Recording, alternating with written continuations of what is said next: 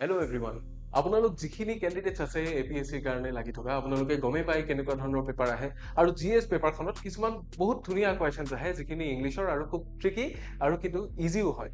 এতিয়া আমাক সোধা হৈছে লিসেনিং ৰিকোয়াৰ্স মানে ইয়াৰ প্ৰয়োজন কি কি শুনিবলৈ মানুহক কি লাগে লুকিং ইনডিফাৰেন্ট অলৰ অসৰ হৈ থাকিব লাগে নেকি দেখাত নে গুড আই কন্টাক্ট আনক চকু মিলাই চাব লাগে নে yawning involuntarily অনিচ্ছাকৃতভাৱে হামিয়াই থকাটো হ'ব লাগে নে paying attention to everything going on in the room নে ৰুমটো যি হৈ আছে গোটেইখিনি কথাত মনোযোগ দিব লাগে আসলতে শুনিবৰ কাৰণে কি লাগে we should pay attention to what is going on in the room হয়নে